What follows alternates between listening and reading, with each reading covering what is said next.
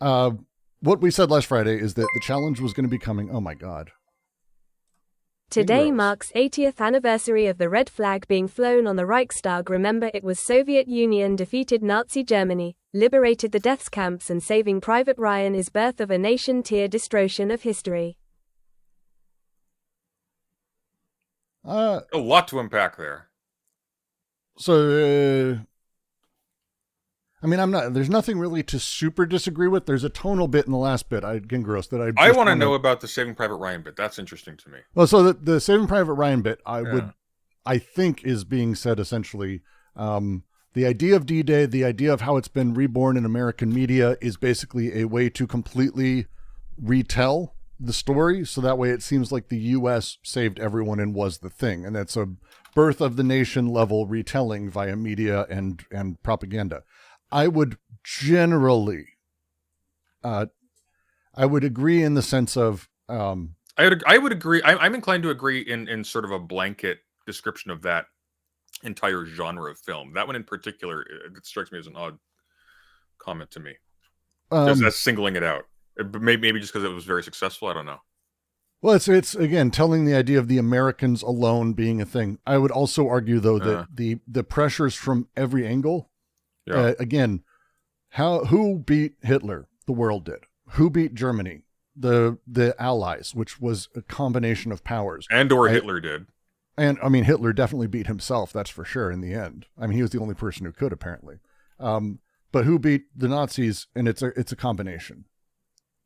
And it was them working together, and absolutely the sacrifice of the Soviets, especially in the U.S., I mean, has been paved over by propaganda. You know what beat Hitler, Brooks?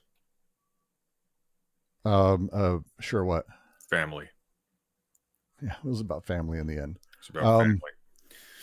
But no, I mean, it's the issue I take specifically is that there is an absolute reality that the pressures of the U.S., USSR, and UK placed on, and how that invasion happened. And again, the U.S. from one side, the Russians from the other. I think I think it's unfair to say that it's not all of them. But in the West, we undo that. I know people in Moscow who are taught very much that the U.S. did nothing, which is kind of the same thing in the other direction. There's a flip side too in terms of rewriting like what Soviet involvement actually was, like Enemy at the Gates kind of shit. Like that's something else too. Well, again, there's only one World War II film, and that's Come and See. Everything else is a dramatization that doesn't quite get at the heart in the same way. Come and See is the war film of all time. What about The Last Jedi? Maybe. Maybe. But Come and See is a movie that will leave a hole in you. And I think gets across very much what war is like. And I think anyone who's pushing an idea that any nation is responsible, like saying the Russians, is again totalizing what was a sacrifice of an extraordinary number of civilians, in brutal ways. Again. That actually is a Russian film. That's from 1985. I'm hesitant to say Russian film, but yes, it is ish. The dude never made anything else. It's a complicated. Not in the sense. Not in the sense of it being like it's a Russian film, but in the sense of like this is something that was released. Yeah, no, it's about that front for sure. It is the movie. To me, it's the only war movie that needed to be made. I think Grave of the Fireflies is another one, but otherwise these exist as propaganda. That is what these films do, and the idea that a person or a country defeated Nazi Germany, just in the same way that Nazi Germany wasn't also a single country or a single person, I think is an interesting retelling of history regardless. But I do generally agree with the sentiment of we really forget the sacrifice of everyone on the other side of the Eastern Bloc, like extraordinarily forgotten, which is a shame. Trying to think, there was another one that was really good, and I can't for the life of me remember what it's called. Damn it, I'll have to think of it later. Had a bunch of no names in it. In terms of deaths, 27 million deaths USSR, 20 million China UK had 450,900 and US 418,500 deaths. Yes. But again, getting gross, I don't think you're going to get me to like disagree that there was huge sacrifices or that the Soviet Union and everything they did, and that, I mean, all of the pieces, all the people on the ground, or who was fighting the resistances, who was fighting the civilians. The stories are horrifying. Or who was fighting for China. And by the way, what America did to make sure that the carnage was absolutely maximized because of who they wanted to come out on top at the end. Like it's and again, China and where they were at versus how Japan handled it. The stories are like genuinely the stories across the board for what Japan did was insane. But again, it's more than just saying, oh, that's because China fought more. It's not. China's different setups, different situations, and again, placing it in this weird, they did more because they gave more lives is, I think, unfair, because it's, again, basically presuming that those people gave their lives for that. Or like, for example, quote unquote, winning the world war, quote unquote, is a thing. Quote unquote, fighting, like it's not like in Star Wars. China was invaded on two fronts. China was invaded by Japan, and then you had American meddling as well, as China was in a state of civil war.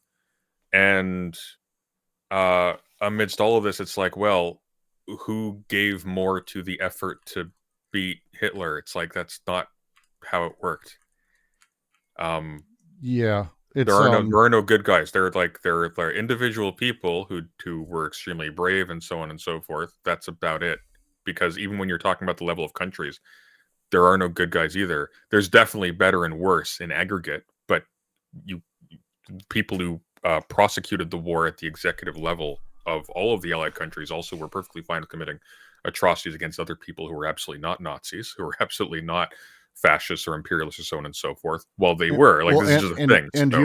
And using the excuse of the war in other ways in order to re-solidify hegemon powers of the various sides. I mean, there was an extraordinary amount of effort made by the U.S. and the U.K. against Stalin, but also Stalin and his people against what was like. Again, this is very much more complicated than just saying one side sacrificed more, therefore.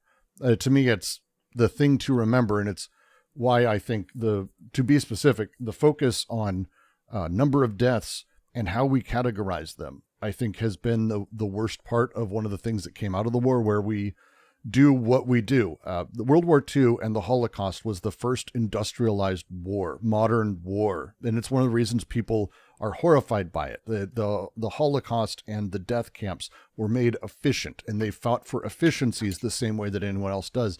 But it isn't just those efficiencies. The way that the system at large wreak havoc across everything, how the number of deaths happened, where they occurred, and what we do is we focus on, well, these are the ones we should be saddest about, and these are the ones who are on the other side, and here's this. And it, instead of like taking at large the reality that Nazism as a thing killed tens or even 100 million more people globally. And we don't want to have that beginning question, because it's blaming it on a particular system. And it is all due to Nazism. There's no other excuse you can put at the foot of that. And somehow Nazis are allowed to exist still. It's kind of amazing to me. Like it's there's more deaths than anyone else ever. It's one of the parts of freedom of speech I've never understood. As I think about it, I like the Birth of the Nation comparison simply for this reason. Leaving aside like scorekeeping for like which of these organizations, which of these countries, whatever, had the greatest hand, quote unquote, in defeating the baddies in World War II. I don't like the idea of attributing sacrifices to the sides, because all of the sides are by definition perfectly willing to. If at the end of a war story you feel uplifted, or if you feel that some small bit of rectitude has been salvaged from the larger waste, then you have been made the victim of a very old and terrible lie. I agree with that. Actually, it leads to what I was saying. That's a fantastic way to put it. Yeah. You should never feel uplifted at the end of Captain the Interruption today. Jesus Christ. Thank you very much. No, go on. Finish that thought. No, that's what I was agreeing. That's all. Okay. But it's like these different countries, they are perfectly happy, gleeful even, to sacrifice their population for these efforts. It's not that's not really a sacrifice on their part. You know It's what day it is? That's right. George Washington took office 200 years ago today. And it happened right here. We were going to declare another independence. The dawn of a new nation here. There's a great book called Autumn of the Black Snake you should read. I'm going to read Autumn of the Black Snake. I'm talking to everyone else. I'm talking to everyone else. I'm talking to everyone else. I'm talking to everyone else. It's one of those things that's like... You and the Black Snake, get a room. Sorry, go on. George Washington and what he did with the Native Americans and how he founded this country and what he did financially is absolutely one of the... You want to talk about overwritten in American history propaganda... Yeah. There may not be anything else that comes close to the level of that. The explicit goal of George Washington was to help enrich his brothers who were land speculators in the country. And he formed the army to murder natives that he had treaties with, and got fucked the first time and founded an army to go do it. And so he could have it and also make money off of it. He specifically worked to do this. He is a horrifying human being. We're doing Cult of the Factors Gods this Friday.